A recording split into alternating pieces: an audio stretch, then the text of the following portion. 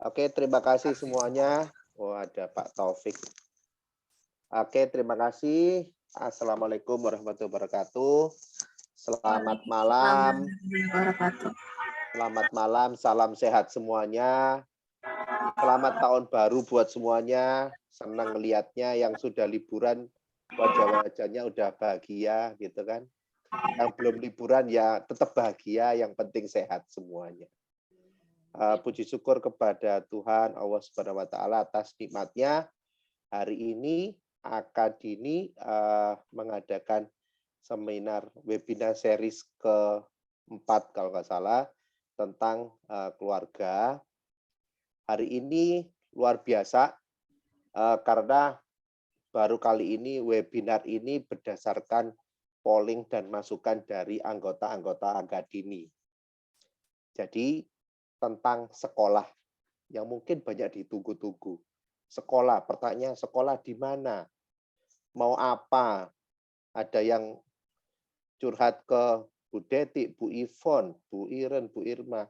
Anak saya sekolahnya gimana? Nah, nggak tahu lah. Pokoknya hari ini juga kita akan kedatangan Sobat Akadini. Sahabat Akadini yaitu Bu Umi Mardiati MSI. Beliau adalah Widya Iswara P4TK dan PLB. Jadi kepanjangannya P4TK ini panjang ya. Ya memang panjang ya memang. Pusat Pemberdayaan dan Pengembangan Pengajar dan Tenaga Kependidikan Taman Kanak-kanak dan Pendidikan Luar Biasa. Jadi sejarahnya saya ketemu Bu Umi beberapa waktu lalu di Pangandaran ya Bu ya? Di Pangandaran. Di Anyer. Di Anyer, bukan berlibur saya ikut seminar diundang Bu Umi. Jadi EP4TK mengadakan tentang MDVI begitu. Nanti Bu Umi bisa cerita apa sih MDVI atau kemudian dari situ diskusi kecil dengan Bu Umi dan teman-teman P4TK, akhirnya kita sepakat untuk berkolaborasi webinar series tentang memilih dengan tema memilih dan mempersiapkan anak dengan gangguan penglihatan bersekolah. Jadi semoga webinar ini nanti insya Allah akan bermanfaat buat ibu orang tua semua di sini. Silakan untuk kita bertanya apa yang didiskusikan oleh Bu Umi nanti, yang disampaikan oleh Bu Umi. Kalau nggak bisa, saya batasin pertanyaan live-nya beberapa saja. Tapi kalau pertanyaan via chat, boleh. Saya izin Bu Umi, saya chat, saya rangkum dulu Bu Umi, nanti kita jawabnya nanti via Facebook kalau waktunya nggak cukup. Begitu ya Bu Umi, saya izin begitu. Kalau waktunya nggak cukup gitu. Ya, oke. Supaya menghemat waktu, kita siap. Monggo Bu Umi, waktu dan tempat saya persilakan. Silakan Bu Umi. Saya bisa sharing ini nggak? Boleh, silakan Bu. Sudah saya co-host. Saya host.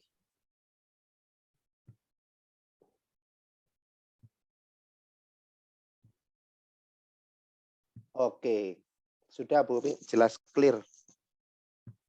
Oke, Bismillahirrahmanirrahim. Assalamualaikum warahmatullahi wabarakatuh. Selamat malam semuanya.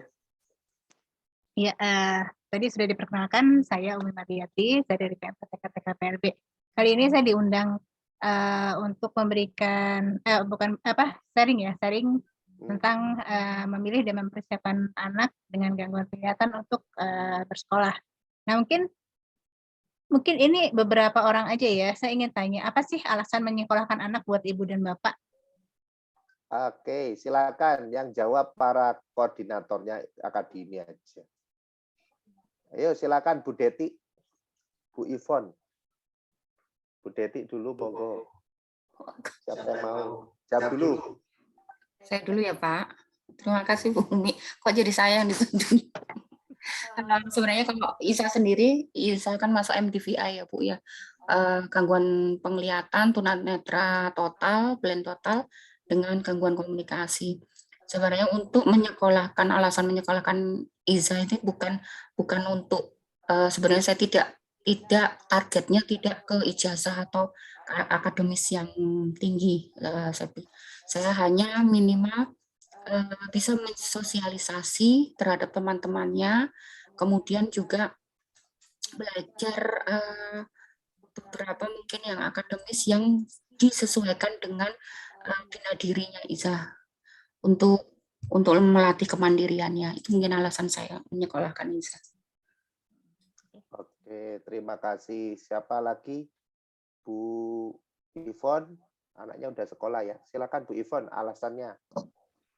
Kalau alasan saya dari awal sebetulnya ingin anak saya juga mendapatkan hak yang sama dalam hal pendidikan, memang terutama formal, karena untuk yang non formal, insya Allah kita dari orang tua bisa memberikannya dari rumah. Cuman untuk yang formal dan untuk jenjang yang lebih tinggi, saya berpikirnya alangkah lebih baiknya kalau bisa di sekolah yang formal.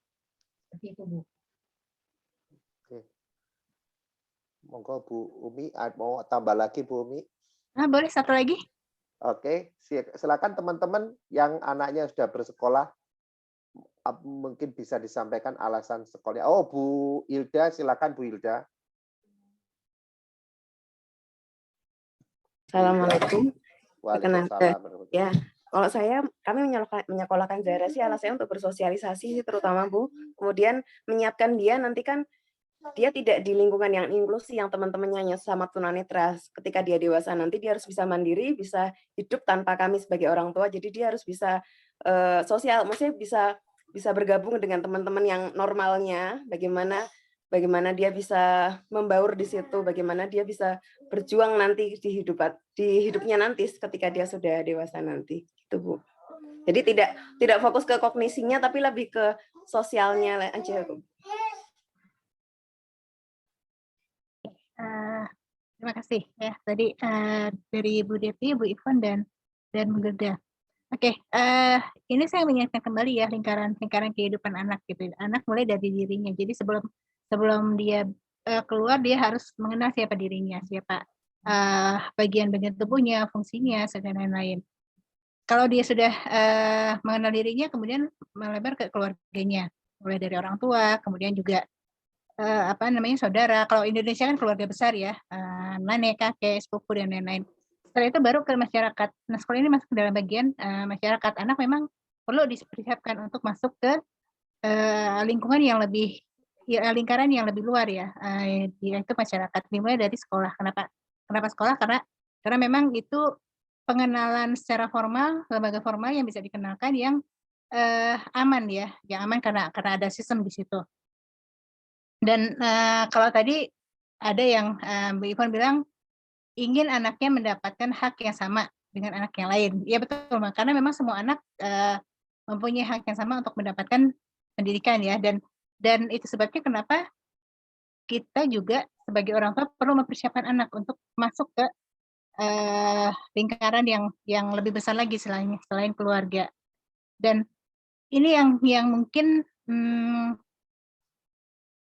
kalau saya temui kadang-kadang gini, jadi mungkin orang tuanya kesulitan dalam mempersiapkan anaknya yang punya keterbatasan. Jadi karena udah masuk usia sekolah, jadi pokoknya masuk sekolah tanpa melihat anaknya siap atau enggak. Nah sementara kalau misalkan anak yang tanpa hambatan, kita bisa lihat perkembangannya ya, ada standar perkembangannya, dan ketika bisa ini ternyata belum bisa ini, nah itu biasanya sudah sudah diantisipasi ini kenapa belum bisa ini. Tapi karena kalau dia anak yang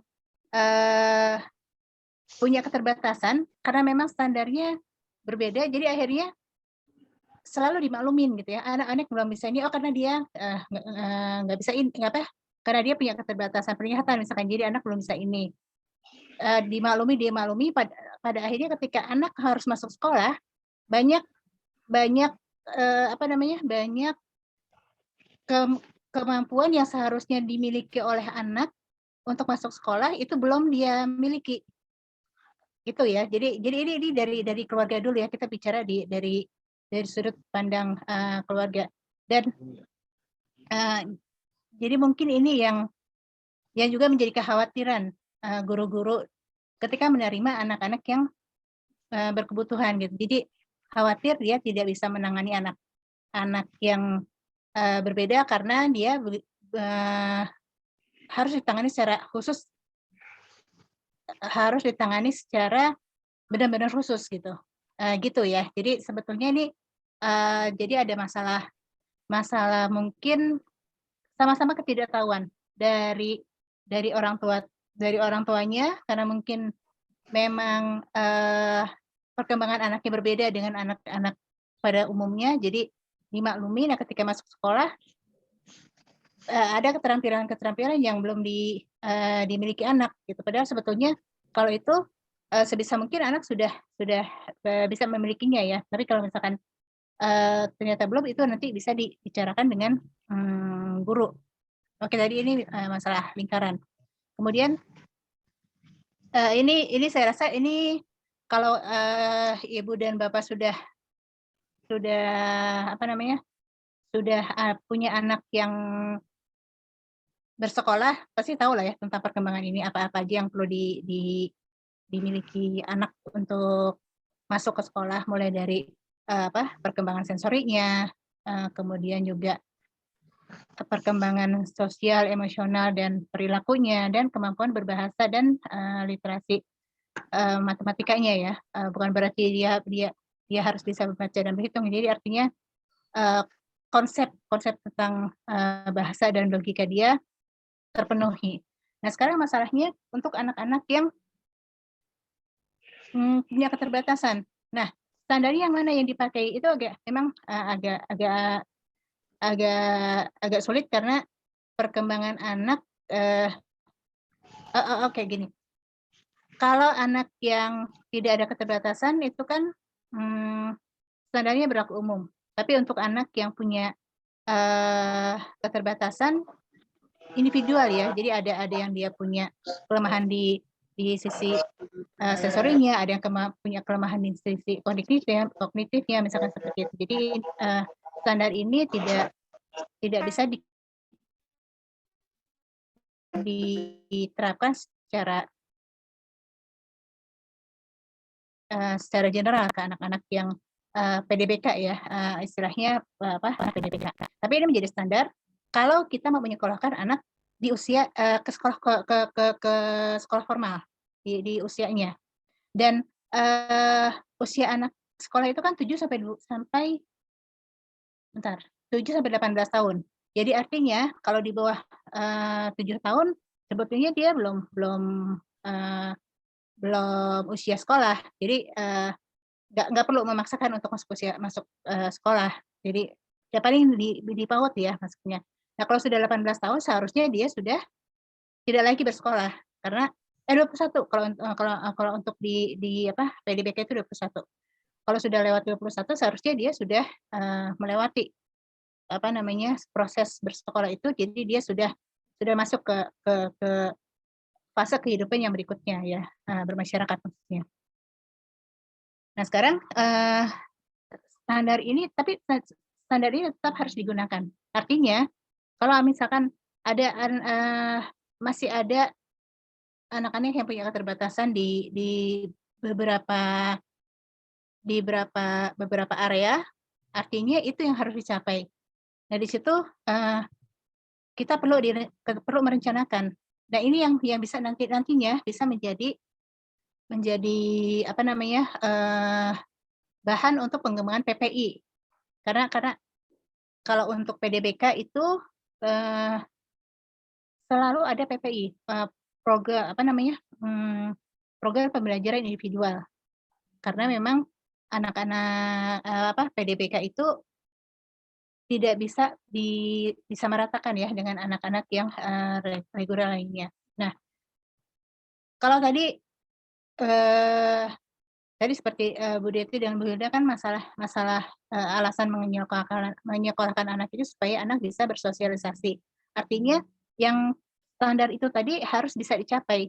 Nah, kalau misalkan masih ada masih ada kekurangan di sana sini. Nah, itu yang dijadikan bahan untuk pembuatan PPI. Anak masih kurang di sebelah mananya, kemudian apa rencananya, dan bagaimana itu nanti bisa dibicarakan dengan guru kalau sudah masuk sekolah. Tapi itu seharusnya sudah diketahui oleh orang tua. Jadi ketika berhadapan dengan guru bisa argumentatif nanti gitu. Jadi jangan sampai juga bahwa pokoknya anak harus sekolah. Dia tidak mengenal betul anaknya. Jadi ketika ditanya anaknya guru keberatan anaknya karena nggak bisa menangani gini-gini, yang ada ngotot. Jadi bukan argumentasi gitu. Tapi kalau misalkan sudah kenal anaknya betul dan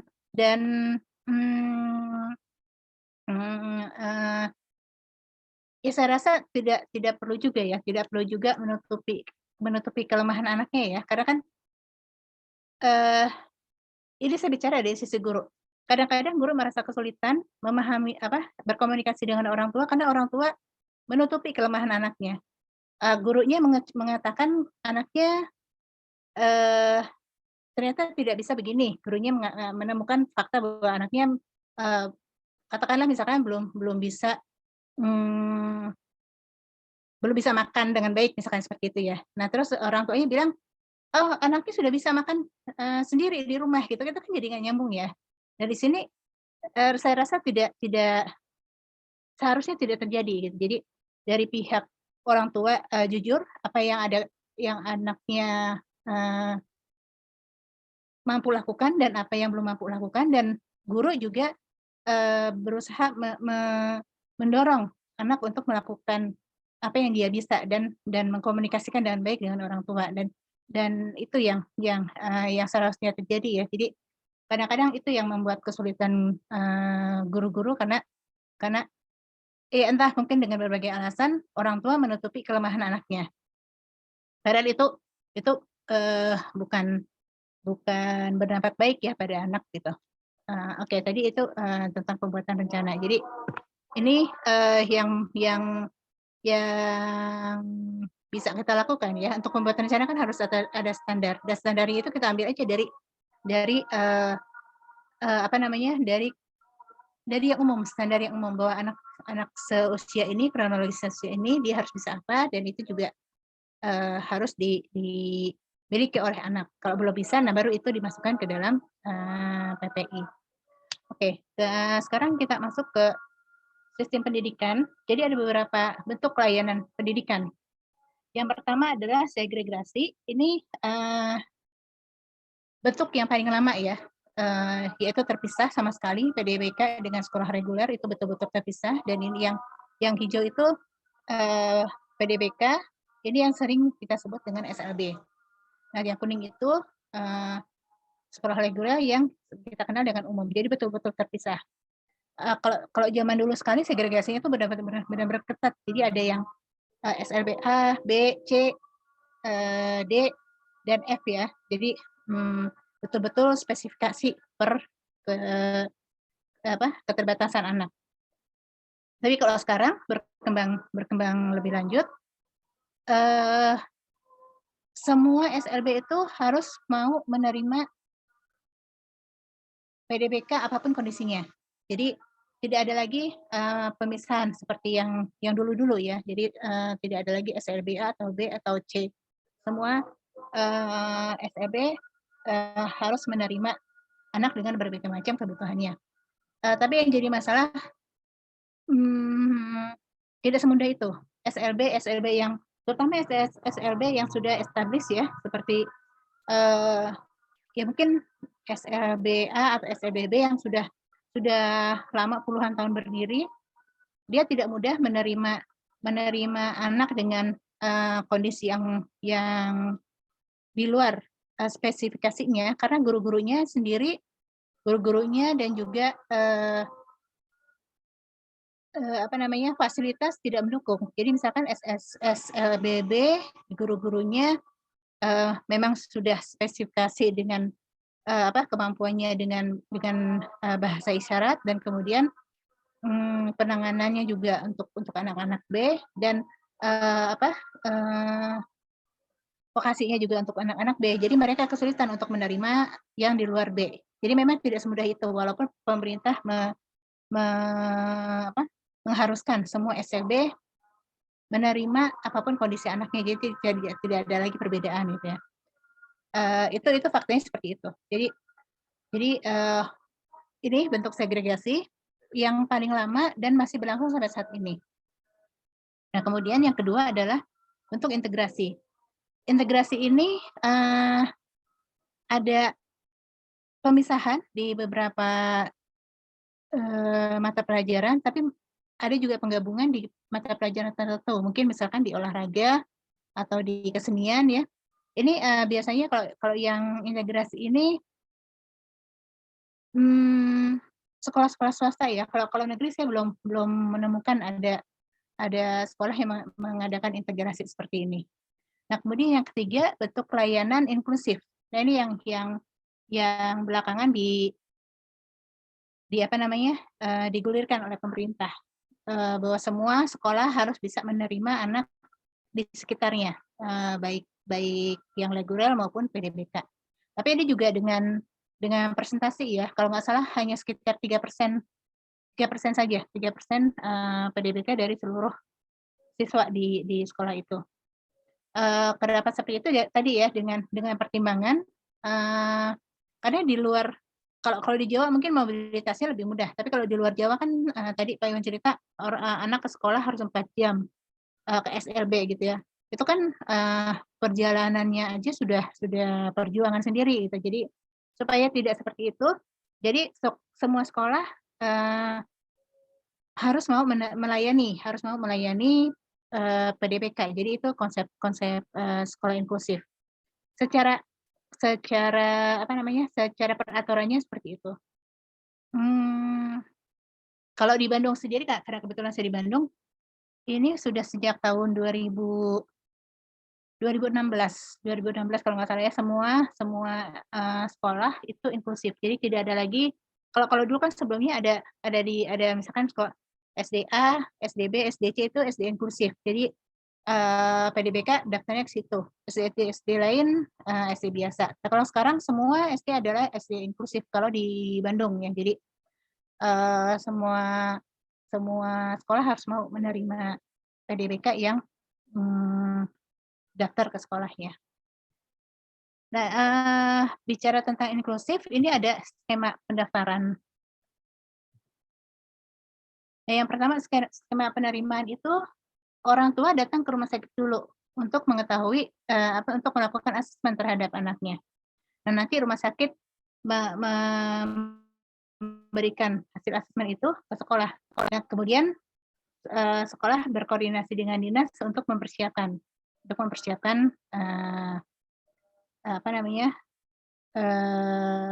apakah sekolah bisa menerima dengan kondisi anak yang sudah di asesmen dari rumah sakit atau punya kesulitan gitu untuk menerima. Kalau misalkan punya kesulitan, artinya anak tidak bisa masuk ke sekolah inklusif, dia harus masuk ke sekolah SMB.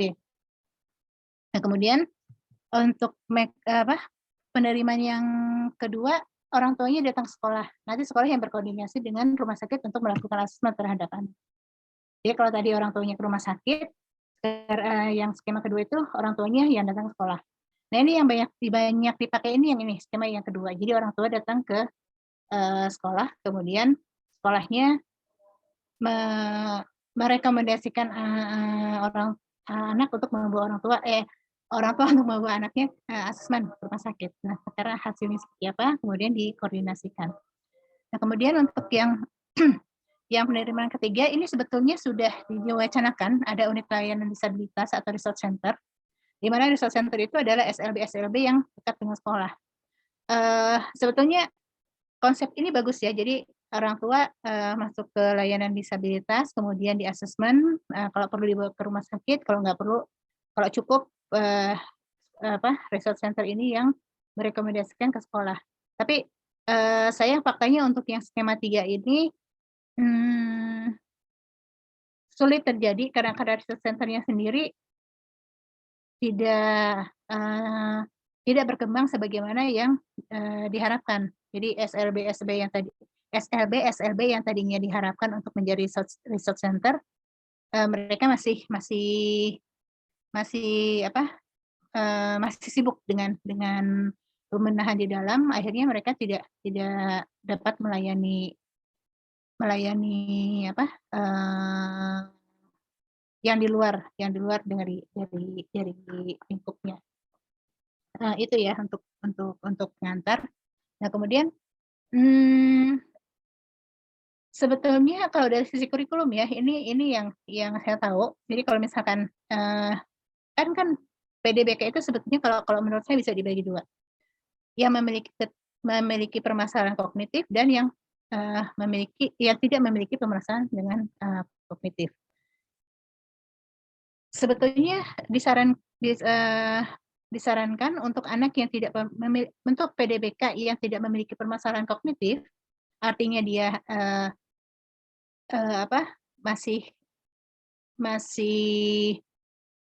masih memiliki kemampuan untuk belajar seperti anak-anak lain dengan berbagai macam penyesuaian, sebaiknya dia masuk ke sekolah umum, ke sekolah reguler. Kenapa? Karena kurikulumnya kemampuan dia belajar itu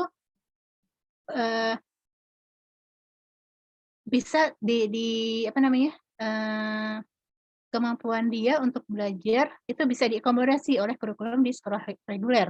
Karena kalau misalkan dia masuk ke sekolah ke SLB,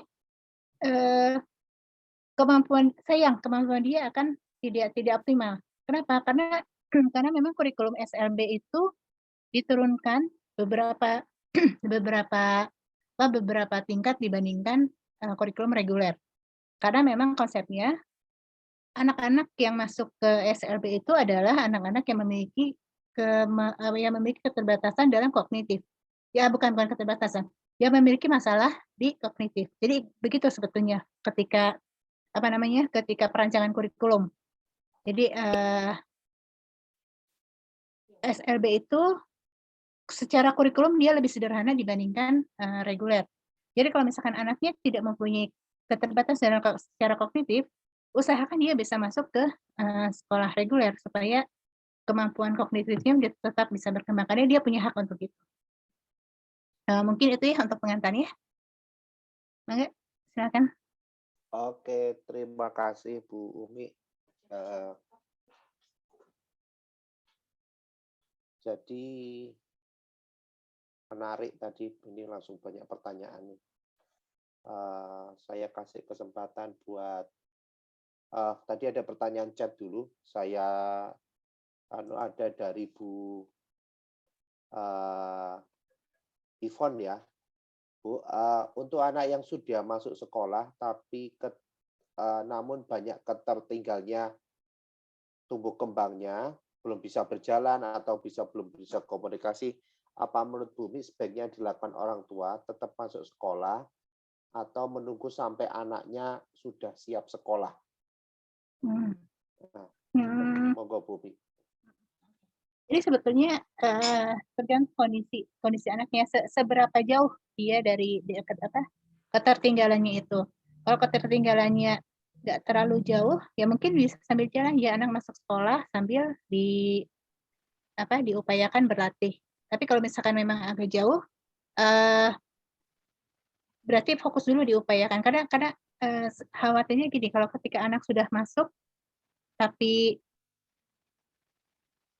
bisa aja sih anak langsung masuk, tapi butuh kerjasama yang sangat solid antara orang tua dengan gurunya. Apa yang bisa dilakukan guru di sekolah untuk membantu anaknya dan apa yang bisa dilakukan di rumah untuk membantu anak ini. Jadi sebetulnya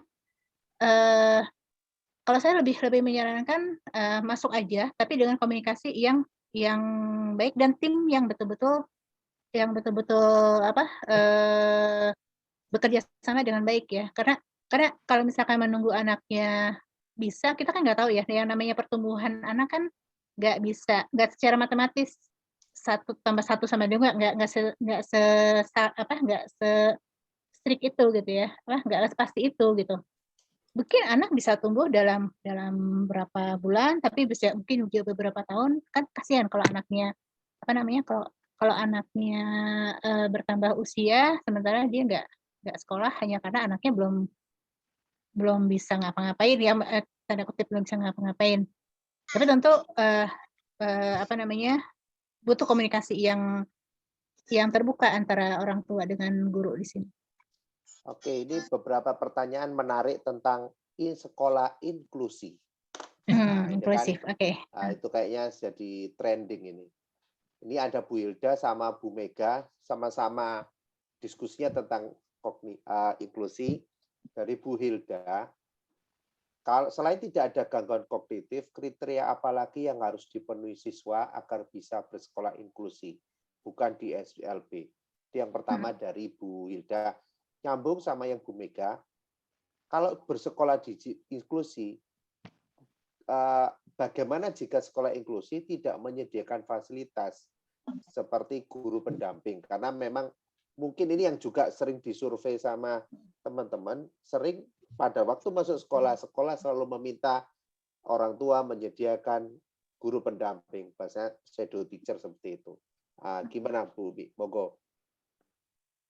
Oke. Persyaratan kalau nggak ada masalah kognitif untuk persyaratan masuk sekolah itu tadi yang ada standar anak bersekolah ya. Jadi dia sudah terpenuhi itu. Jadi artinya anak sudah bisa mandiri, dia pengetahuan konsepnya sudah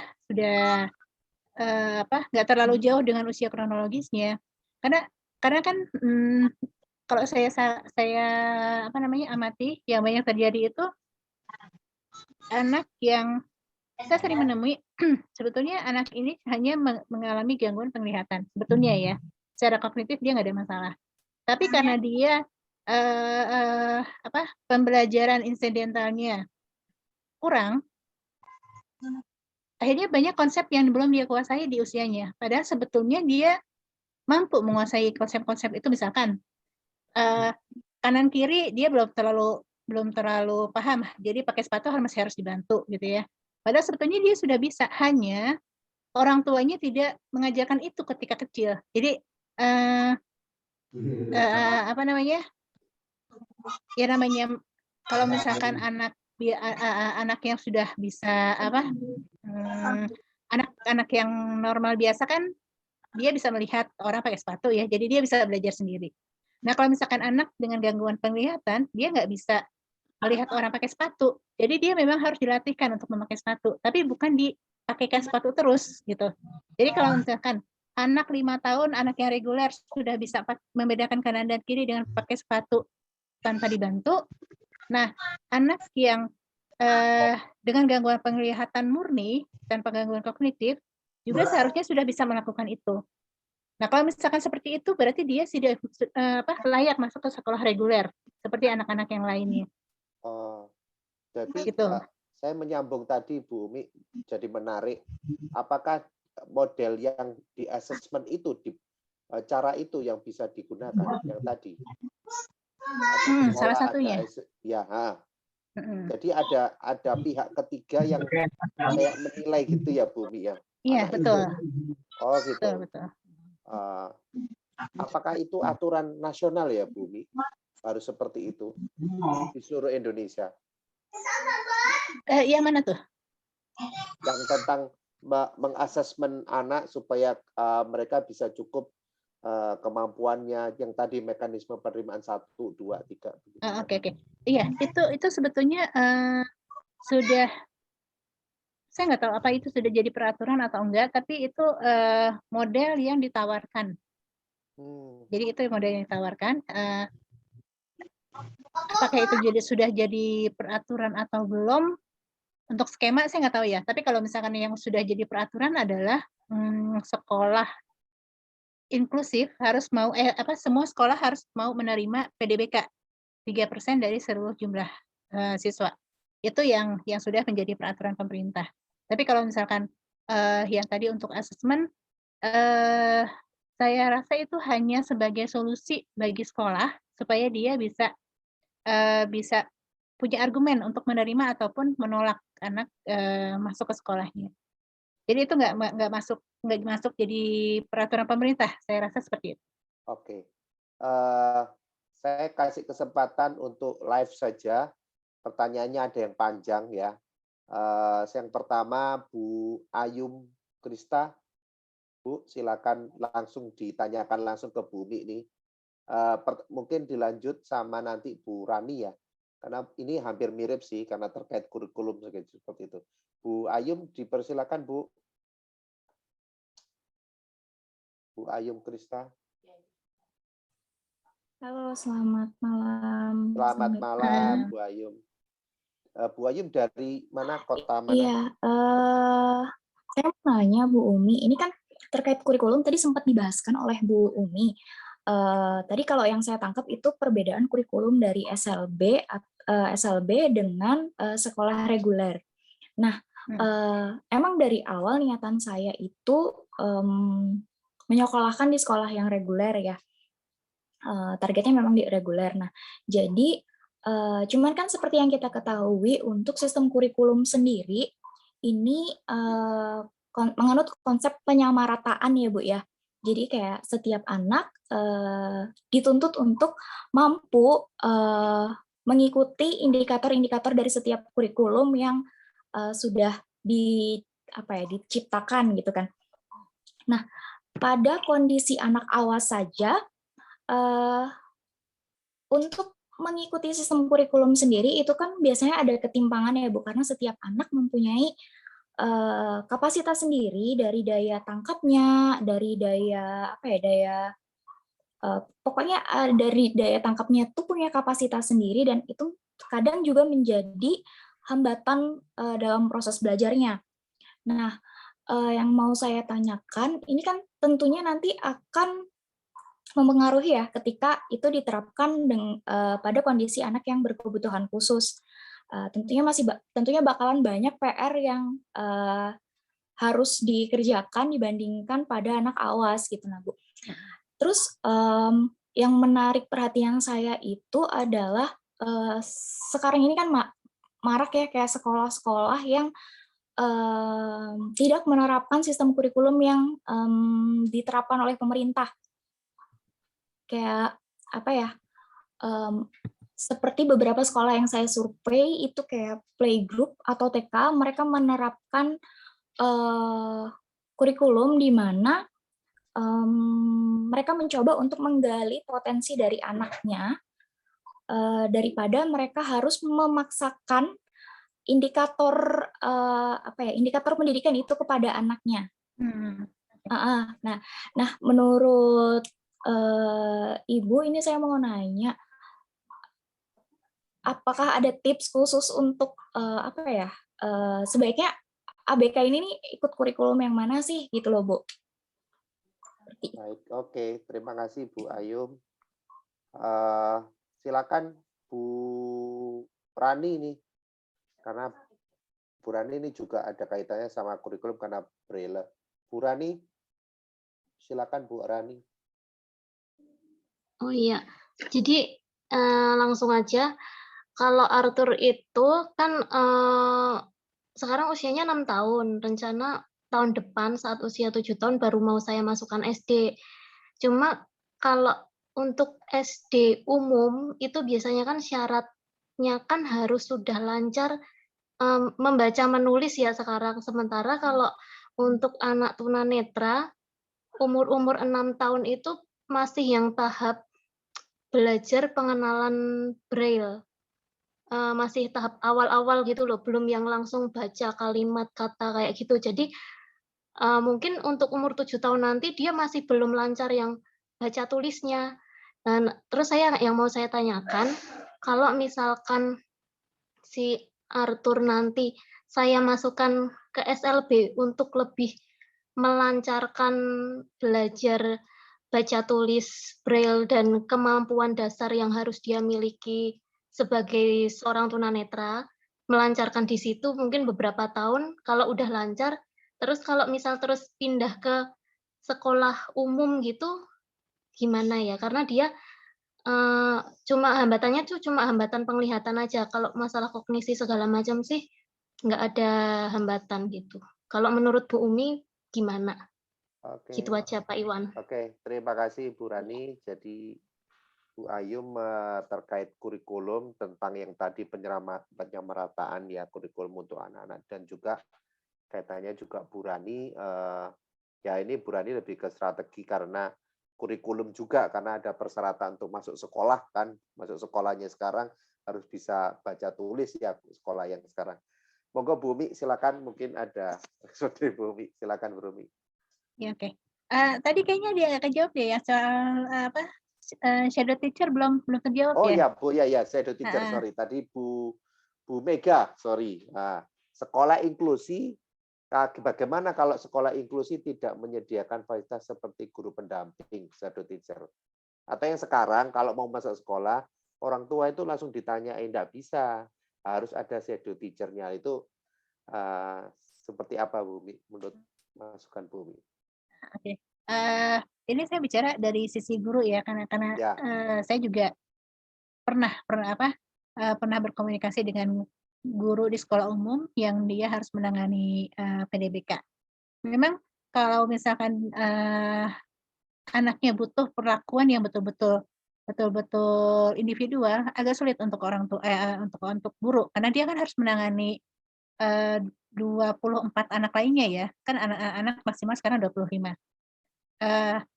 Untuk menangani satu anak yang khusus, sementara dia harus juga memperhatikan 24 anak yang lainnya. Jadi memang wajar kalau misalkan sekolah inklusif meminta penyediaan shadow teacher. Tapi kan shadow teacher ini juga memang kalau dari pemerintah sebetulnya ada yang namanya GPK, guru pendamping khusus. Tapi ini juga belum secara regulasi dia sudah ditetapkan ada, tapi secara prakteknya ternyata tidak semudah itu. Masih banyak GPK yang masih banyak sekolah yang tidak memiliki GPK, dan juga keterbatasan dana sekarang. Sekolah tidak bisa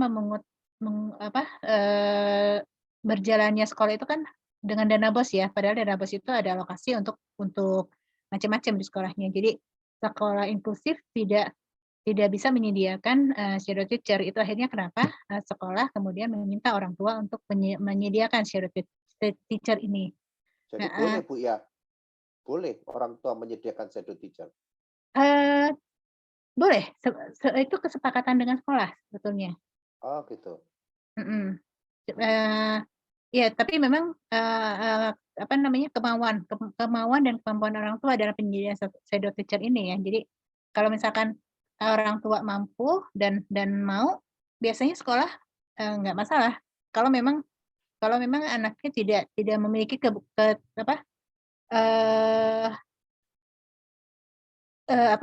keterbatasan dalam diri anaknya nggak terlalu jauh dibandingkan anak-anak yang lain ya. Karena kalau misalkan terlalu jomplang juga kan malah kasihan anaknya gitu.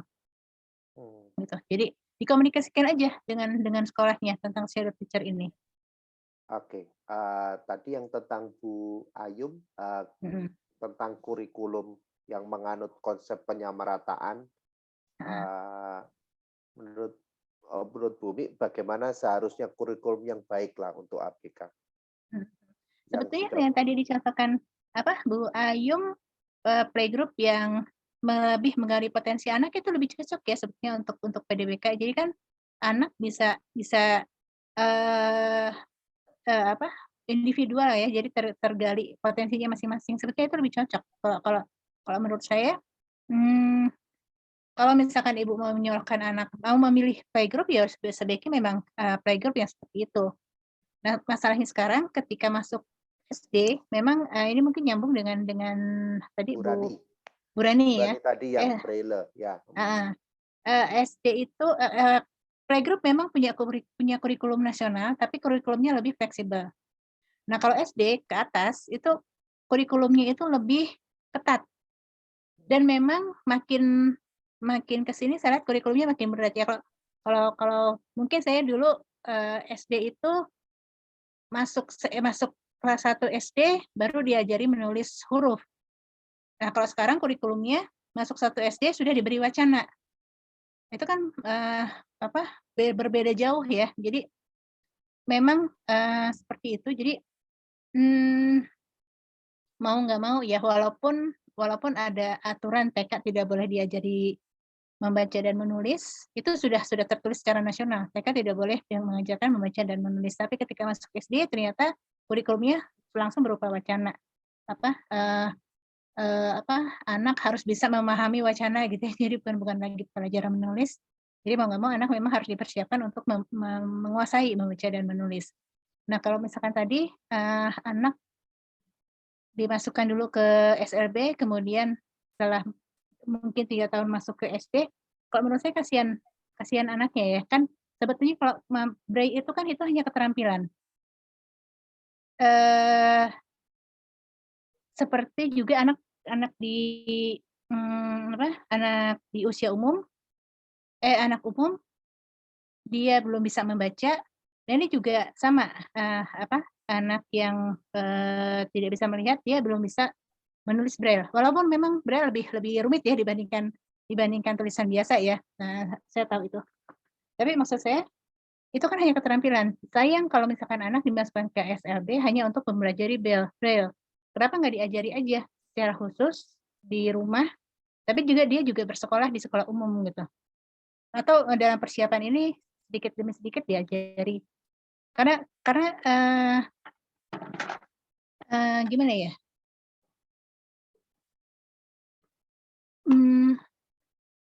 Pembelajaran di SLB itu agak sulit ngomongnya. Tidak semua SLB itu bisa mengakomodir kebutuhan anak, mungkin gitu ya. Jadi kalau anak yang dia secara intelektual tidak bermasalah masuk ke SLB, khawatirnya ada perkembangan yang tidak terstimulasi di SLB karena penanganan gurunya mungkin karena dia terbiasa menangani anak yang berat, jadi stimulasinya kurang gitu. Saya cuma bisa ngomong gitu, stimulasinya kurang, jadi sebaiknya tetap disekolahkan di sekolah reguler aja, tapi memang dibutuhkan kerja yang lebih ekstra dari orang tuanya untuk membantu anak yang mendampingi anaknya ini. Tadi misalnya kan belajar Braille atau misalkan dari yang kurikulum penyamarataan ya memang kondisinya seperti itu ya. Mau pilih sekolah manapun, faktanya gitu. Kurikulum yang dipakai memang kurikulum nasional yang secara beban cukup berat menurut saya begitu. Jadi ya jangankan PDBK ya, yang memang walaupun secara kognisi nggak ada masalah, tapi kan dia punya keterbatasan mendapatkan informasi secara visual ya. Anak yang umum aja kesulitan dalam hal itu gitu. Jadi ya untuk pendidikan di sekolah umum memang butuh kerja keras dari orang tuanya.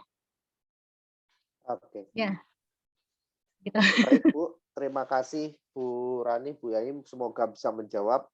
Nanti kalau ada pertanyaan silakan di chat aja. Ini tadi ada Bu Hilda juga memberikan bukan pertanyaan ya, tapi saya pikir lebih ke arah pendapat ya, karena mungkin pengalamannya Bu Hilda. Oke, terima kasih.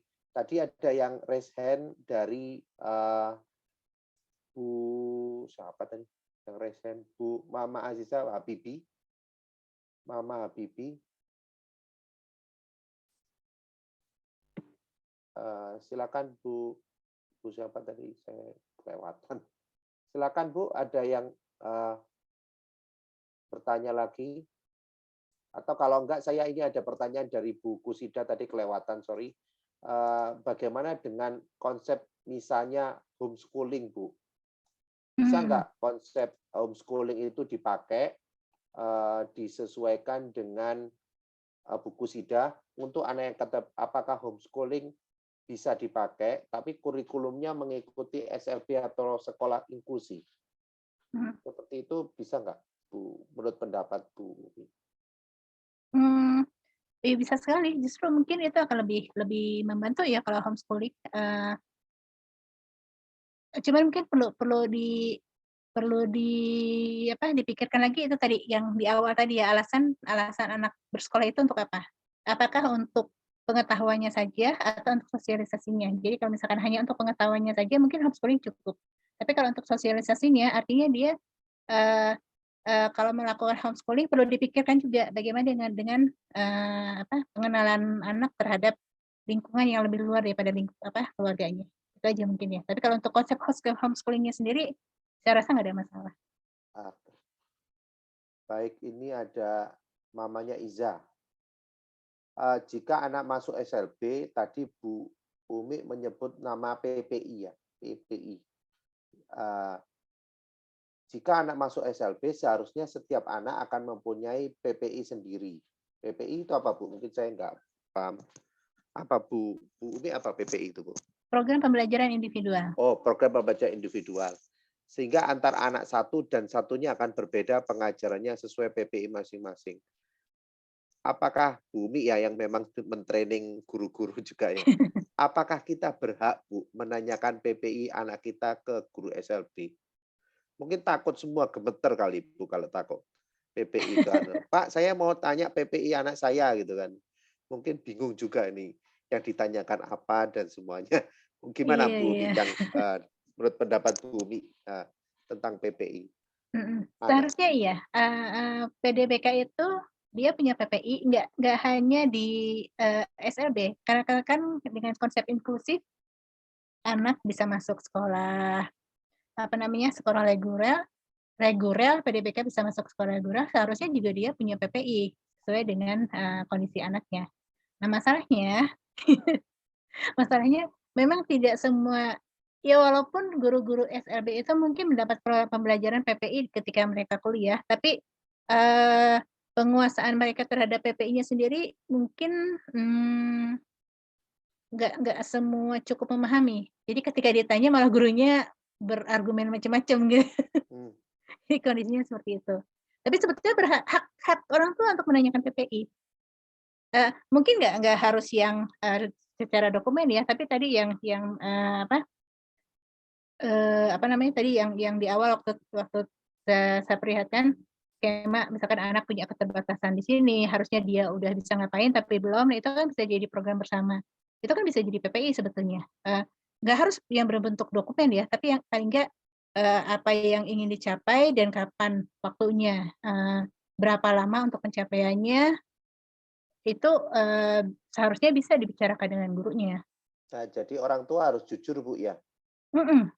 Itu kuncinya. Kalau anaknya belum bisa makan, belum bisa pegang sendok, atau apapun ketika bersekolah atau yang seperti pakai sepatu, PPI itu berarti bukan dibuat gurunya, tapi dibuat bersama guru dan orang tua gitu, Bu. Iya, betul sekali. Jadi PPI itu berdasarkan informasi dari orang tua dan guru. Karena kan yang tahu anak di rumah kan orang tua, yang tahu anak di sekolah guru. Karena memang kadang-kadang ada juga anak yang mungkin dia di rumahnya terlalu dimanja, jadi dia nggak ngapa-ngapain gitu ya. Tapi ternyata di sekolah dia bisa, karena gurunya nggak terlalu fokus perhatiannya ke dia, dan dia terpaksa melakukan dan ternyata dia bisa gitu. Ada yang kayak gitu. Atau sebaliknya, misalkan orang tuanya di rumah terlalu menekan, jadi anaknya takut. Iya kayak gitulah, kurang lebih kayak gitu ya. Kita juga tahu ya anak kadang-kadang di rumah dan di sekolah tuh punya dunia yang berbeda ya. Kayak gitu. Yang penting ini komunikasi, jujur dua-duanya. Tapi dalam saya mengembangkan PPI, Bu. Dalam standar itu PPI adalah individual. Tapi kalau di sekolah SLB itu ada nggak, misalnya kalau anormal itu kan harus ada nilai rapot ya, Bu ya. Ya, dia harus meraih pelajaran apa di sekolah SLB atau apa. Kalau inklusi juga sama. Apakah tujuannya juga ke sana? Kalau misalnya anak-anak kita yang kebutuhan khusus bersekolah baik di sekolah inklusi, SLB atau apapun, guru memang fokus pada setiap guru harus mencapai titik tertentu pada anak-anaknya. Anaknya paham A, paham B, paham C gitu. Misalnya tadi pelajaran wacana dalam rata-rata sekolah. Emang kalau misalnya anak-anak kebutuhan khusus menuju ke sana nggak, Bu, guru-gurunya? Kalau dalam mendidik anak-anak. Ini mungkin yang menarik ya, karena sebetulnya SLB itu tidak ada lagi tuntutan bahwa secara akademis. Maksudnya sih gini, Oke. kalau di sekolah bahkan di sekolah reguler kan sekarang sudah ada wacana bahwa anak itu tumbuh secara unik, individual. Itu udah mulai diwacanakan di situ ya, di sekolah yang reguler. Tapi memang itu baru mungkin Bapak dan Ibu dengar ada yang namanya sekolah penggerak ya, itu kan kurikulum baru dari Pak Nadiem, itu wacananya seperti itu. Jadi anak-anak betul-betul individual, penilaiannya betul-betul distandarkan pada kemampuan dia, bukan kemampuan temannya gitu kan. Kan kalau penyamarataan kan berarti distandarkan ke kemampuan temannya ya gitu. Jadi kalau oke, balik ke pertanyaannya, kalau misalkan di sekolah reguler mau nggak mau memang standar nilai itu harus ada dan secara karena itu kan dianggap kognitif nggak ada masalah ya. Jadi kalau PDBK masuk situ memang dia harus mengikuti standar penilaian itu. Itu konsekuensi kalau memilih sekolah reguler, artinya dia juga harus bisa bersaing secara pembelajaran gitu ya. Jadi ya dengan asumsi kan kognitifnya nggak ada masalah. Nah, kalau misalkan di SLB, kenapa? Mohon silakan Bu Umi tadi. Kalau misalkan di SLB itu sebetulnya penilaiannya sudah diserahkan ke sekolah masing-masing, ke guru masing-masing, perkembangan anaknya gitu. Jadi nggak harus anak, maksudnya gini, mungkin anak secara administratif dia di kelas 5 SDLB ya, tapi pembelajaran, pengetahuan umumnya mungkin dia baru mempelajari yang kelas 3 SDLB, itu tuh dibolehkan. Jadi nggak harus dia ngikutin kurikulum yang kelas 5. Itu sebetulnya sudah sejak beberapa tahun lalu itu diberlakukan seperti itu. Makanya tidak ada lagi ujian akhir yang disamakan di SLB. Ujian akhir sekolah itu diserahkan ke sekolah karena sekolah yang mau tahu kondisi anaknya, individu anaknya masing-masing gitu. Oke, silakan dari yang lainnya, monggo silakan bertanya. Curhat juga boleh deh. Bapak-bapak kalau ada. Silakan. Bumi ada presentasi tambahan lagi atau cukup? Udah tadi itu ya. Oke, ya, silakan. Kayaknya lebih banyak enak kita komunikasi chat gini atau silakan ada yang mungkin bertanya atau curhat tentang pengalamannya masuk sekolah, dicuekin atau apalah, monggo silakan disampaikan di sini sambil kita diskusi banyak apa yang perlu kita mungkin ada masukan-masukan dari Bumi yang mungkin akan banyak bermanfaat buat anak-anak kita nanti. Silakan. Ya mungkin ketakutan dari gurunya itu dia khawatir tidak bisa menangani PDBK dengan baik ya, makanya betul Bu. Udah ada penolakan dari awal gitu, dari awal udah nggak mau gitu. Ya sebetulnya sih kalau misalkan kita bisa menunjukkan bahwa anak kita bisa melakukan hal-hal yang seperti anak-anak lainnya, ya harusnya mungkin itu akan mengurangi ketakutan dari gurunya gitu. Karena itu tadi ya yang saya ilustrasikan, guru menangani 25 anak gitu. Jadi kalau misalkan ada satu anak yang butuh perhatian yang sangat lebih, ya mungkin itu kekhawatiran gurunya, dia jadi tidak bisa membagi perhatian untuk 24 anak yang lainnya kalau misalkan perhatiannya tersedot banyak ke yang satu anak ini. Makanya kalau ada PDBK daftar ke sekolah itu mungkin terkesannya seperti dipersulit ya, macam-macam segala macam, yaitu untuk sebetulnya untuk rasa aman gurunya bahwa dia bisa melayani PDBK ini dengan baik gitu. Karena kalau misalkan diterima, hanya sekedar diterima dan tidak dilayani dengan baik juga kan itu jadi masuk perundungan terhadap anak. Iya, tidak baik juga gitu. Kalau yang tadi mekanisme ya Dinas Pendidikan tadi Bu, seperti misalnya nih, tadi Bu Umi melihatkan kan kita sekolah ke guru, kemudian ada dinas pendidikan, ada rumah sakit, itu memungkinkan nggak Bu cara-cara seperti itu untuk kita orang tua ya bisa melaksanakan itu? Jadi ada pihak ketiga yang bisa backup di situ.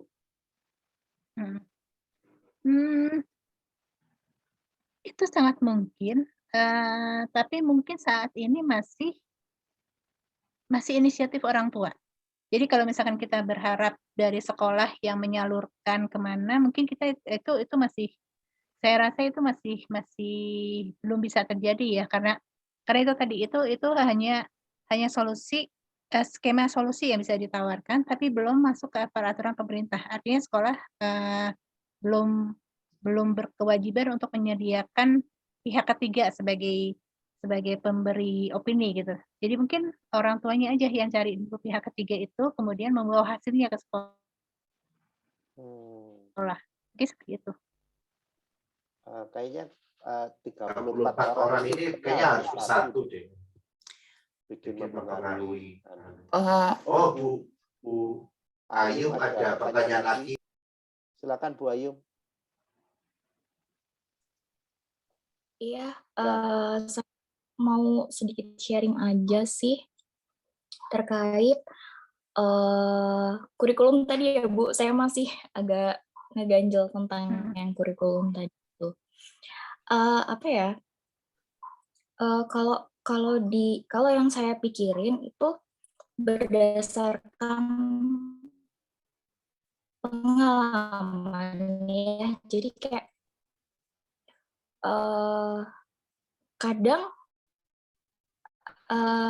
saya tuh pernah pada umumnya itu tidak begitu manfaat yang signifikan gitu loh Bu untuk life skill atau penunjang kehidupan gitu kan.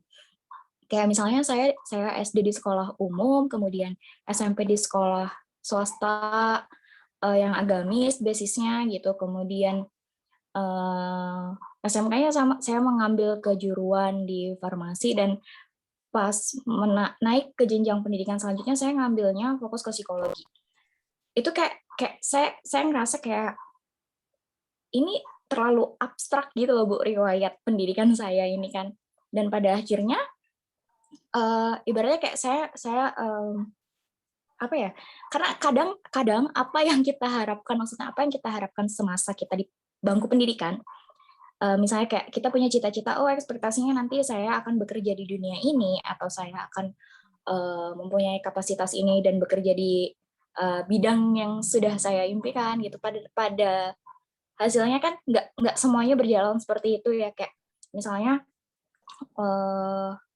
orang dengan kapasitas akademis yang ternyata dia tinggi gitu kan, dia mempunyai kapasitas akademis yang tinggi dan ekspektasinya tuh ini mungkin bisa jadi dokter nih gitu kan, tapi pada pas kita balikin ke realitanya ternyata dia jadi seorang pengusaha atau dia seorang ibu rumah tangga mungkin kayak gitu ya. Jadi kadang itu tuh di luar ekspektasi gitu loh Bu, maksud saya kayak misalnya aku nggak kepake-pake banget nih kayak belajar fisika, apa sih yang bisa aku terapin gitu loh buat keseharian gitu loh Bu, maksud saya itu seperti itu. Nah tadi yang mau saya tanyakan itu tuh sebenarnya lebih ke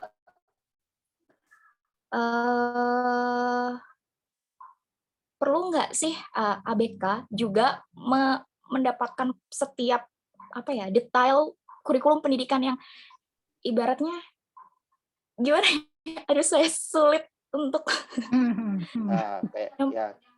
ya nggak apa-apa Bu Ayu, saya pikir bisa dipahami Bu Umi ya saya pikir Bu Umi bisa ngopi deh kayaknya sih.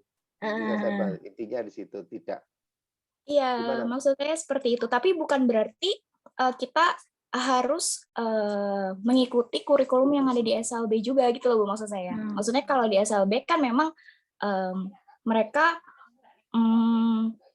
mengkhususkan untuk kayak life skill-nya gitu ya, atau memang diarahkan tapi hanya fokus ke 1 atau 2 kemampuan gitu loh. Nah, maksud saya tuh kenapa nggak kita coba untuk gali potensinya anaknya, Kemudian kita carikan nih kurikulum yang sesuai buat anaknya ini, gitu. Maksud saya tuh kayak gitu loh, Bu. Oke. Jadi kita Terima kasih, Bu Ayu. nggak harus mengikuti kurikulum yang ada di sekolah reguler, tapi kita juga nggak mengikuti kurikulum yang ada di SLB, seperti itu, Bu. Di tengah-tengah gitu ya. Oke. Ya. Nah. Oke, terima kasih Bu Ayu, supaya ada waktu teman-teman juga yang lainnya. Bu Umi, monggo silakan Bu Ayu direspon dulu. Oke, mungkin tadi yang ada wacana homeschooling mungkin itu bisa dipakai ya. Tapi sebetulnya homeschooling juga kurikulumnya enggak. Setahu saya homeschooling itu ada yang berbagai macam ini ya, berbagai macam tipe. Ada homeschooling yang kurikulumnya diberikan maksudnya disamakan. Ada homeschooling yang betul-betul homeschooling kurikulumnya gimana orang tuanya. Nanti di akhir ikut ujian persamaan. Nah, mungkin kalau misalkan yang tadi Ibu Ayum rasakan, mungkin itu bisa di pilihan yang kedua. Jadi homeschooling yang gimana orang tuanya, kemudian nanti ikut ujian persamaan. Jadi anak tetap bisa mendapatkan ijazah sesuai dengan strata pendidikan, tapi juga dia mempelajari apa yang dia butuhkan. Nah, kalau misalkan diharapkan itu ke lembaga formal, kayaknya agak sulit ya, Bu ya, karena untuk SLB sendiri dia punya aturan sendiri, untuk sekolah umum juga dia punya aturan sendiri. Kalau misalkan mau mengadakan yang di tengah-tengah, berharap sekolah formal mengadakan itu agak sulit. Jadi mungkin itu memungkinkan, tapi itu sifatnya individual seperti tadi yang homeschooling. Dan kalau saya pikir sih, memang sekarang banyak wacana ya, ngapain sih anak belajar ini, toh nanti ketika kerja nggak dipakai gitu ya. Saya nggak tahu, kalau saya masih berpikiran jadul ya, jadi pelajaran-pelajaran standar di SD dan SMP itu yang kosinus, yang fisika, itu harus dipelajari untuk membentuk pola pikir. Nah, nanti ketika SMA baru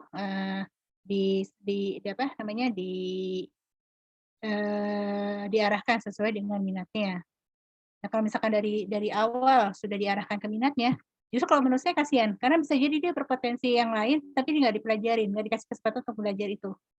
Jadi kan ada namanya pendidikan dasar, ada namanya pendidikan lanjut. Kalau pendidikan dasar ya materi-materi pendidikan dasar ini ya mau nggak mau harus dipelajarin supaya walaupun terlihat sekarang nggak berguna, tapi itu untuk pembentukan pola pikirnya, gitu.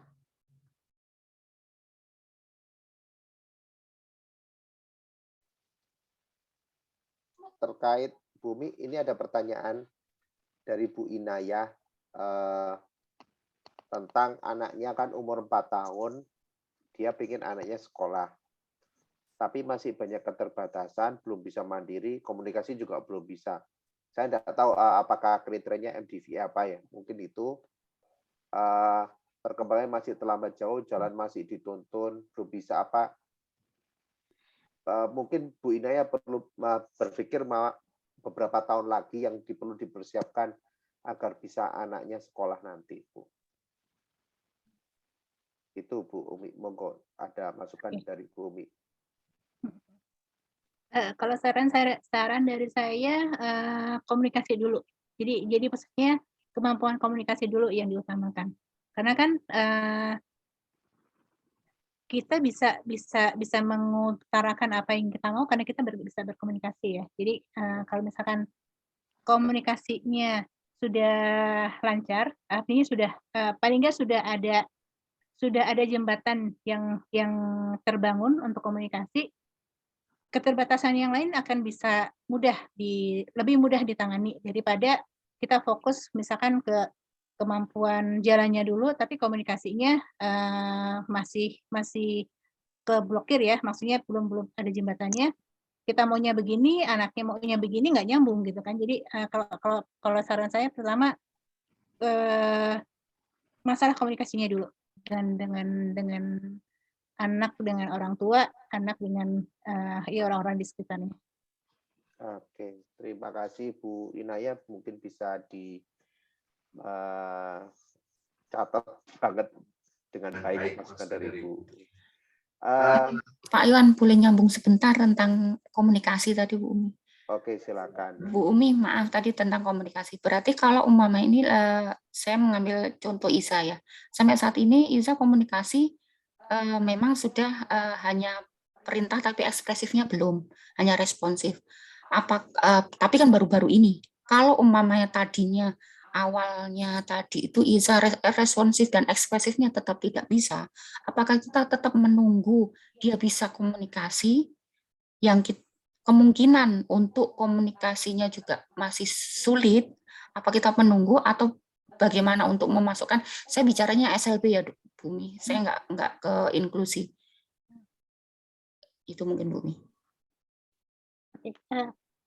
Kalau anak yang dengan keterbatasan komunikasi sih memang sebaiknya masuknya ke SLB ya, bukan ke inklusif. Akan berat untuk anak dengan dengan keterbatasan kemampuan komunikasi masuk ke inklusif. Tadi pertanyaannya apakah menunggu anak bisa komunikasi lengkap, ekspresif dan saya lupa ekspresif dengan responsif. Gitu ya, saya tiba-tiba lupa ya terminologinya. Ya nggak seperti itu juga, apalagi ini masuknya ke SLB kan. SLB itu kan persyaratannya lebih longgar dibandingkan sekolah reguler ya. Jadi yang penting orang tua tahu persis anaknya itu sudah bisa apa dan apa yang belum. Kemudian itu dikomunikasikan dengan guru dan dibuatkan rencana tindak lanjutnya untuk kemampuan komunikasi ini gitu. Okay. Karena kalau misalkan menunggu anak bisa komunikasi kan kita nggak tahu, karena perkembangan anak kan walau alam ya, kita nggak bisa memastikan waktunya gitu. Yang jelas ketika usia anak masuk sekolah sebaiknya anak sudah dimasukkan sekolah sesuai dengan usia kronologisnya. Oke, iya, terima kasih Bu. Oke, terima kasih Bu Umi. Ada nih Bu Rani minta tips Bu supaya anaknya bisa bersekolah di sekolah inklusi. Tips selain mempersiapkan anak, maksudnya bukan dari anaknya, maksudnya sekolahnya. Birokrasinya seperti apa sih kalau masukin anak ke inklusi itu gitu. Begitu ya Bu Rani ya. Silakan Bu Umi. Kayaknya ketakutan sama birokrasi nih Bu Umi. Ya silakan Bu Umi. Tipsnya mungkin meyakinkan gurunya ya. Jadi mungkin putra Ibu sekarang usianya berapa tahun? Bu Rani silakan. Usianya 6 tahun. Oh, berarti tahun depan ya masuk? Iya, tahun depan SD-nya. Sekarang di TK umum, inklusi sih, sekolah umum TK-nya. Cuma udah mulai pilih-pilih SD? Udah mulai pilih-pilih SD, sekolah mana? Iya, udah coba cari informasi, kan saya tinggal di Jogja. Saya sudah cari informasi sekolah-sekolah, kan banyak yang melabelkan sekolah inklusi, bisa menerima ABK. Tapi pas saya coba datangi itu, kalau untuk tunanetra sepertinya nggak bisa seperti yang dibilang Bu Hilda tadi itu loh. Jadi agak memilih-milih kondisi ABK anak. Jadi kayak Down syndrome, autis, atau yang tunarungu, kebanyakan yang kondisi seperti itu yang mereka bisa menerima, karena untuk fasilitas anak yang tunanetra mungkin seperti buku-buku braille atau dari tenaga pendidiknya belum menguasai braille kayak gitu sih, sebagai yang jadi alasan anak kami tidak bisa diterima di beberapa sekolah yang inklusi itu, Bu. Jadi saya ya kalau mau meyakinkan pihak sekolah pun juga belum bisa, karena kan saya baru mencari info dan kemampuan anak saya pun memang belum siap untuk masuk SD kalau saat ini. Jadi meyakinkan sekolah saat ini belum bisa. Tapi kalau secara birokrasi gimana gitu loh. Kalau kadang kan ada yang punya kenalan misal kepala sekolahnya atau orang dalam gitu kan biasanya lebih gampang ya. Cuma kalau orang tua yang nggak punya kenalan orang dalam dari pihak sekolahnya itu, mungkin dari Bu Umi ada tipsnya bagaimana biar anaknya bisa ikut sekolah di inklusi gitu, Bu. Kenalan dulu. Bu Ivon sama Bu Kenalan dulu. senyum itu. Agak maksa Bu Rani. Tapi mungkin Cari semua orang orang dalam. tua di sini kayaknya memang model-model memaksa, Bu. Kayaknya sih gitu kan. Kalau Kenalan. bisa gitu loh, tipsnya itu kan tidak Kita ada. harus Itu. cari orang dalam. Kenalan sama kapseknya, Bu. Nah, sama kepala sekolah atau tangganya kepala sekolah juga boleh. Senyum-senyum sama kepala sekolah. Nah, semua pada senyum ini karena mungkin tipsnya begitu, Bu. Oke, silakan Bu Umi, ada masukannya seperti apa? Ya tadi itu apa? Itu bisa juga lakukan pendekatan ke kepala sekolah yang udah dituju.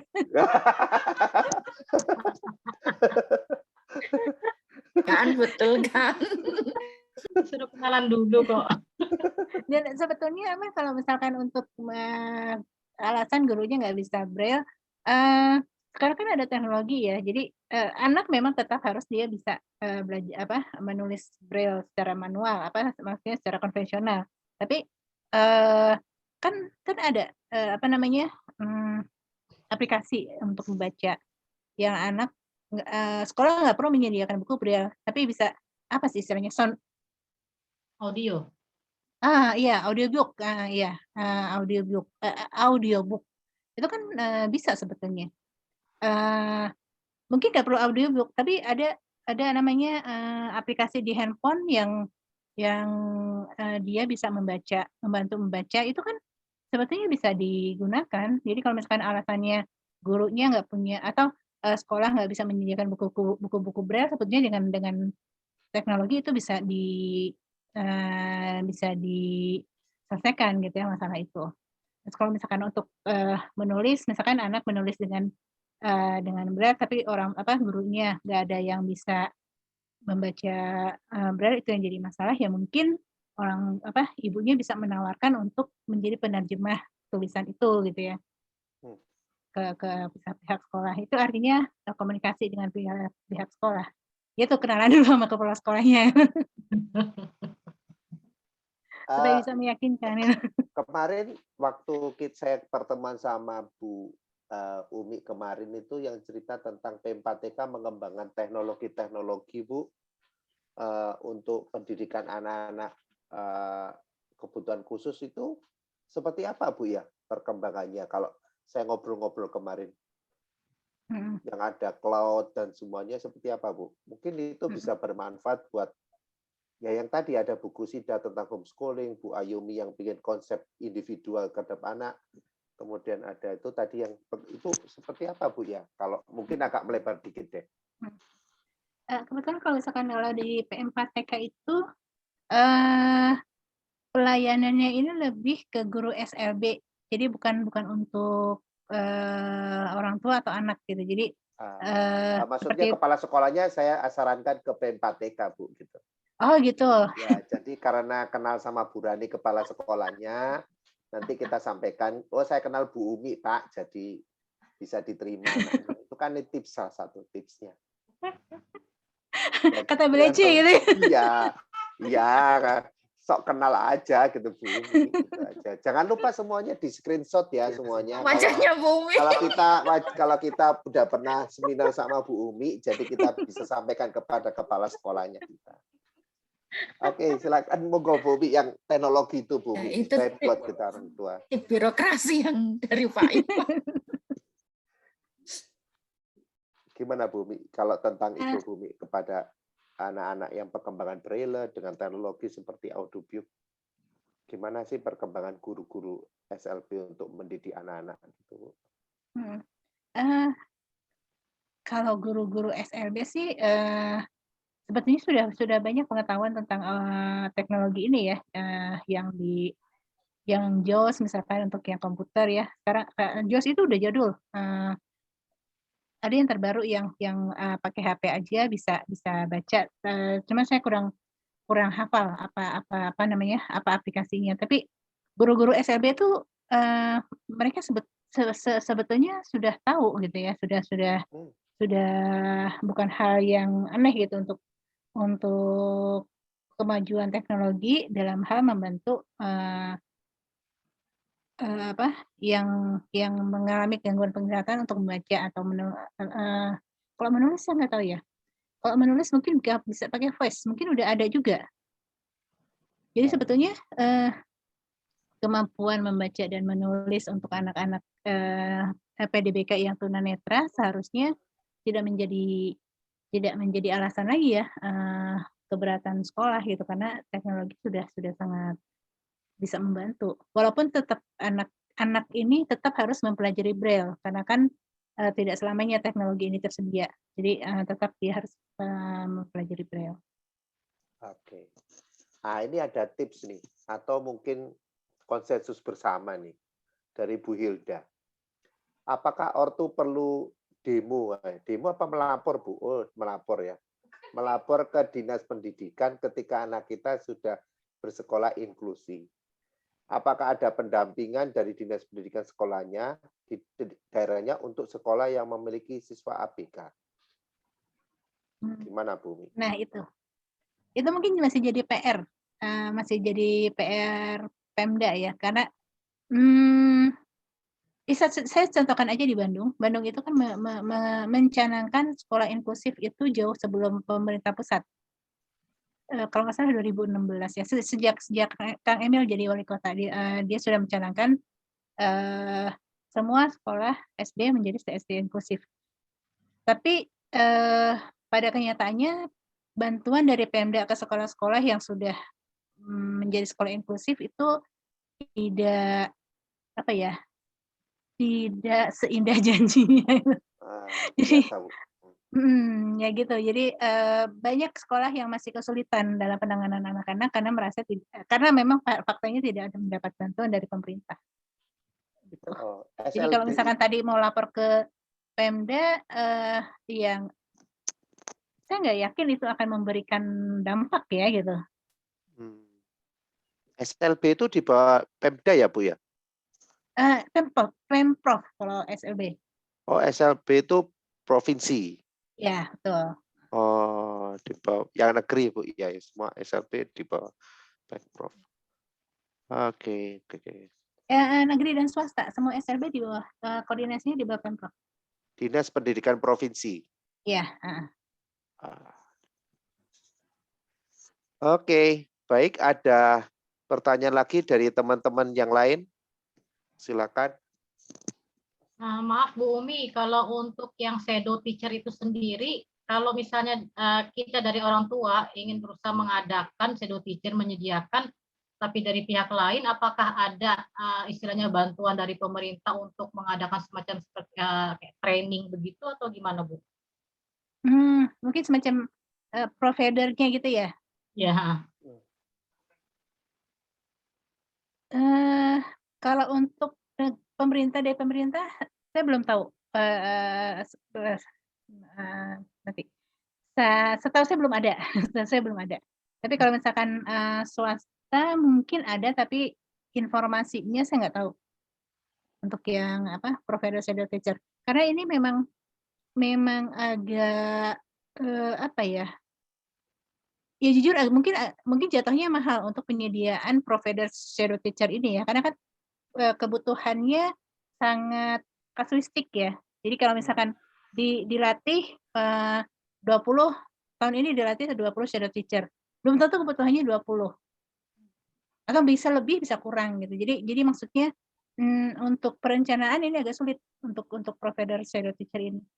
Jadi mungkin ada pihak swasta yang menyediakan, tapi saya nggak tahu informasi. Kalau untuk di kota besar sendiri bagaimana Bu? Untuk shadow teacher apakah memang dari sekolah inklusi itu yang menyediakan atau seperti apa? Tergantung kebijakan dari sekolahnya Bu. Jadi tidak ada ketentuan dari pemerintah, tidak ada ketentuan bahwa sekolah inklusif harus menyediakan shadow teacher. Itu kebijakan sekolah masing-masing. Oke Bu. Berarti orang tua harus mengupayakan sendiri ya. Ya. Oke. Ada Bu Mega, SD SLB itu sama, apakah untuk sekolah SLB sama juga dari kelas 1 sampai kelas 6 gitu, atau program belajar 6 tahun Bu Umi kalau SLB itu? Sama ya? Atau sama. gimana? Sama 1 sampai 6 sama. 6 tahun. 6 tahun belajar.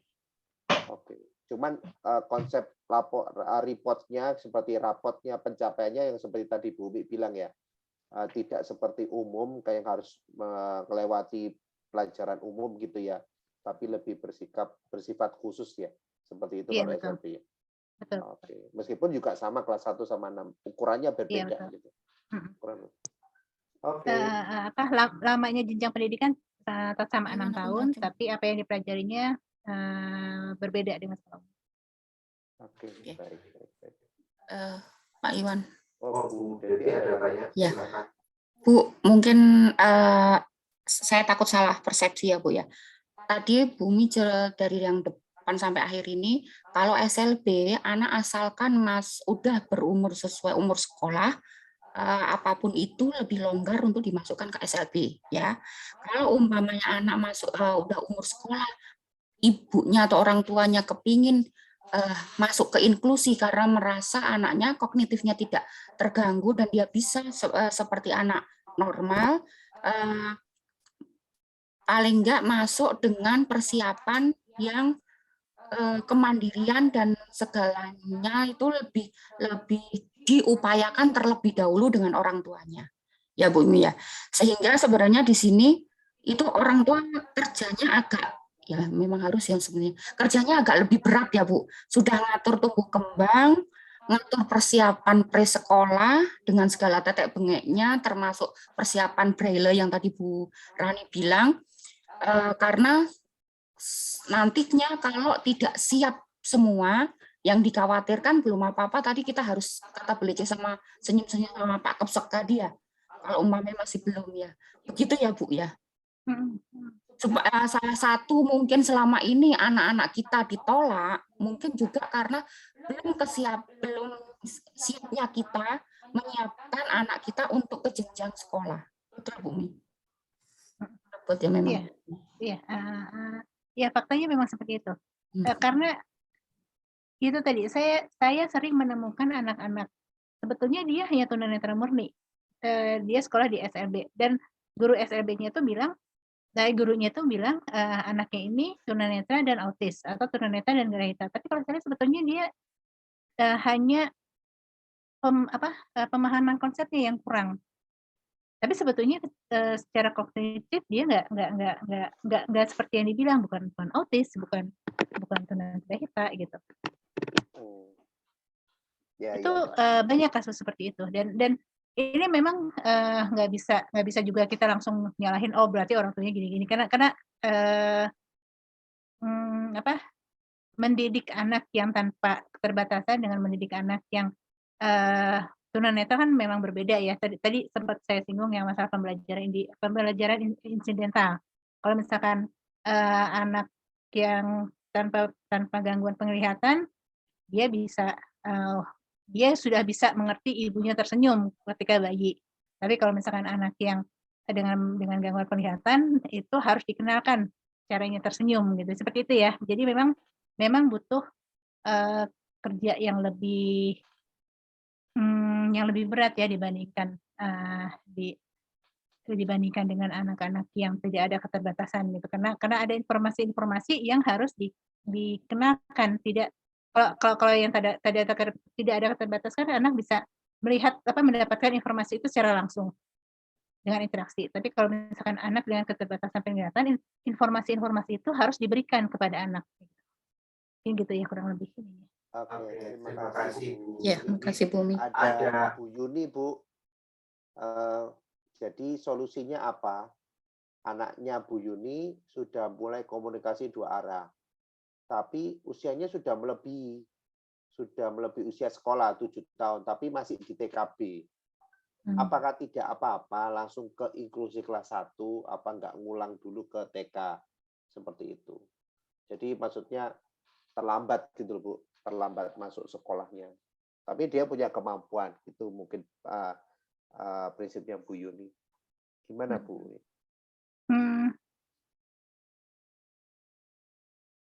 7 tahun ya? 7 tahun di TK. Ya, TK bukan?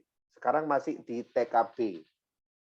Seharusnya kan sudah kelas 1 ya, seharusnya kelas 1. Tapi anaknya masih TKB.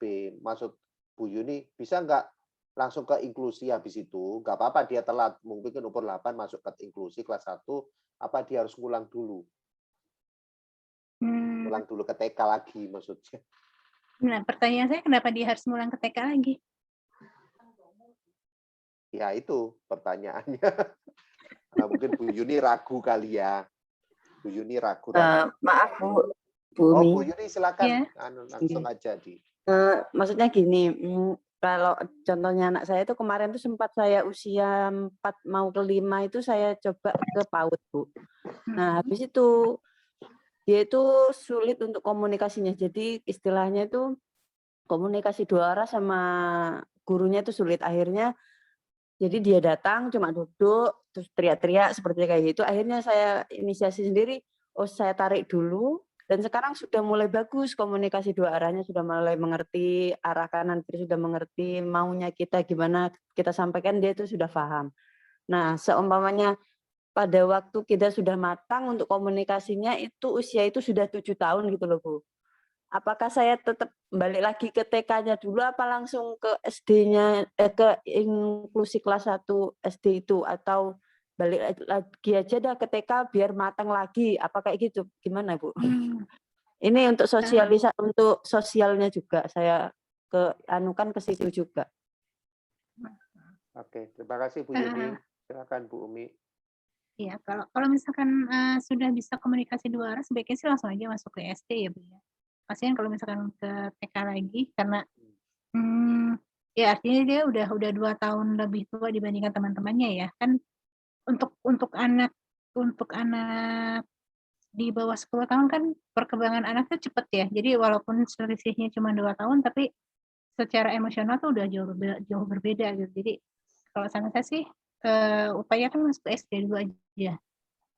Dengan sudah dikomunikasi 2 arah kan artinya dia udah punya modal lah gitu ya. Ya. Kebetulan kalau katanya Bu Umi tadi juga kalau hanya untuk seperti belajar braille atau apa kan bisa disambi sama di rumah, diajari di rumah kan Bu. Berarti enggak apa-apa ya langsung ke SD, enggak perlu ngulang ke. Soalnya kemarin sudah janjian kan sama si gurunya yang di TK kan, saya tarik aja dulu Bu. Saya juga melihat anaknya kan cuma kasihan lah, cuma anu aja wis enggak apa-apa, dilihat dulu Bu, nanti nangkap sendiri kok, biasanya gitu sih ustadzanya yang sebelumnya yang waktu di PAUD Bu. Jadi saya tarik dulu biar komunikasinya bagus. Nah, tapi nanti enggak apa-apa kalau mau balik lagi enggak apa-apa, seperti itu. Kemarin itu ngomongnya seperti itu untuk ustadzanya itu seperti itu Bu Mi. Sorry. Jadi maksud Ibu tuh anaknya jadi ditarik jadi nggak bersekolah selama ini gitu? Iya, heeh. Soalnya Oke. dan berhubung pandemi juga kan kemarin itu. Ya mungkin ini yang perlu saya sarankan masuk ke SD, langsung aja masuk ke SD, tapi juga perlu persiapkan untuk sosialisasinya. Karena kan selama ini anak di rumah ya sendirian, terus tiba-tiba masuk ke SD, ini yang sebenarnya nggak cuman anak PDBK, anak reguler pun kalau misalkan langsung masuk sekolah perlu dipersiapkan untuk sosialisasinya. Tapi memang PDBK kan banyak yang harus dikenalkan ya, tadi saya udah bilang masalah informasinya. Jadi ini betul-betul perlu dipersiapkan anaknya kemampuan untuk bersosialisasi dengan teman-temannya, untuk menerima orang lain, termasuk juga mungkin ya perlakuan temannya kan bisa jadi mungkin temannya nggak tahu, belum pernah lihat anak yang kondisinya berbeda dengan dia, terus nanti muncul sesuatu yang di luar dugaan. Nah itu juga perlu dipersiapkan gitu supaya anaknya nggak kaget gitu. Iya.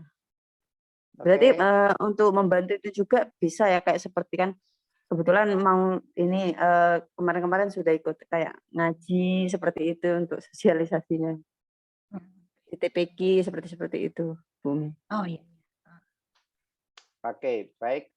Mungkin karena waktunya sudah cukup malam, yang di daerah Wita atau WIT itu udah malam banget ini, jam 10 kali. Bumi, ini pertanyaan terakhir. Bu Etin, silakan kalau mau langsung aja Bu Etin. Bu Etin. Oke, saya bacakan aja Bumi. Anaknya Bu Etin adalah umur 3 tahun. Kemampuan komunikasi sudah bisa respon, tapi banyaknya nonverbal. Tipsnya terkait dengan sekolah juga nanti. Apakah orang tua dituntut harus bisa belajar Braille dan mengajarkan ke anaknya, atau sebaiknya ada guru pendamping di rumah untuk meningkatkan komunikasi dan belajarnya? Mungkin ini maksudnya step sebelum masuk sekolah gitu Bu, mungkin Bu. Itu. Silakan Bumi.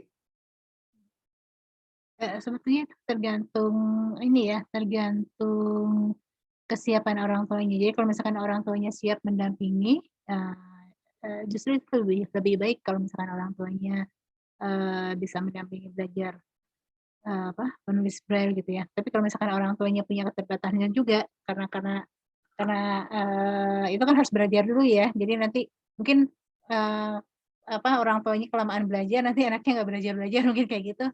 Kalau misalkan ada yang bisa dimintain bantuan untuk mengajar, ya itu juga nggak masalah. Itu masalah teknis aja sih kalau menurut saya. Tapi yang jelas kan pendampingan orang tua tidak lepas kan, walaupun ada yang membantu mengajar gitu kan. Oke, terima kasih Bu Etin, bisa dipahami ya. Oke, saya pikir kita udah melewati dari waktunya 15 menit dari jadwal. Saya terima kasih buat Bumi atas waktunya. Jangan kaget, nanti kami dari Akademi mungkin akan banyak pertanyaan Bu kepada kami di koordinator masing-masing yang mungkin suatu saat kami akan tanyakan ke Bumi ya via Akademi nanti. Kami ucapkan atas nama Akademi, kami ucapkan terima kasih. Nanti sesi terakhir kita foto bersama, nanti Bumi dilingkari, itu salah satu tips untuk kepala sekolah atau tetangganya kepala sekolah itu. Cepat telepon. Ya, gitu. Jadi tolong semua diperlihatkan wajahnya, jadi sehingga bisa kita lihat sama-sama. Ada tips juga mungkin yang tadi masukan dari semuanya, dari Bu Umi tadi yang banyak tentang mekanisme penerimaan. Kalau beberapa orang tua di masing-masing daerah ya Bu Umi ya, bersatu gitu ya, bersatu kemudian ke sekolah gitu ya, sama-sama membantu kan, sehingga sekolah sama-sama bisa menerima anak-anak kita, sehingga kalau kepala sekolahnya bandel, paling nggak kita bisa demo sama-sama di daerah masing-masing gitu kan. Demo yang baik, maksudnya kayak tadi Bu Indah melapor gitu. Oke, kita sesi foto. Saya ucapkan terima kasih Bu Umi sebanyak-banyaknya, terima kasih, dan semua teman-teman anggota Akademi dan umum, terima kasih semuanya atas waktunya. Kita sesi foto bersama. Open cam yang belum open cam. Silakan open cam, ini penting kalau open cam karena hanya harus kita sampaikan kepala sekolah kita. Ayo open cam Bu, ini untuk kata belece. Udah, Bu Arba, Bu Arbaina, Bu Desi Arisani, Bu Aziza, ya. Bu Arbaina. Keren gitu Bu. Oke, 1, 2, 3. Sebentar, yang slide satunya belum. Sebentar. Ya. Bentar. Bu Ambar, Bu Agam, Mama Agam, nggak mau muncul. Oke, Bu Ambar. Oke. 1, 2, 3. Saya tahu belum toh. 1, 2, 3. Ya, Bu Ina itu loh. Mumpung Bu Ina muncul. Mana Bu Ina nggak muncul? Itu ada. Oh ya, sebentar. Sama Pak Victor juga ada. Pak Victor di mana? Oh iya, itu di situ. Kita bersebelahan. Kita. Ya, Oke, selesai. 1, 2, 3. Oke, terima kasih semuanya. Terima kasih Bu Umi. Ya, makasih untuk kesempatannya. Selamat malam. Jaga kesehatannya semuanya. Selamat Semoga bermalam minggu. Semuanya. Terima kasih semuanya. Assalamualaikum warahmatullahi wabarakatuh. Selamat malam semuanya. Terima kasih untuk semuanya. Makasih Bu Umi. Atas Nanti jawaban kita Bu Umi. kalau ke Bandung nyari Bu Umi ya Bu. Boleh, boleh. Foto berdua lebih afdol kayaknya.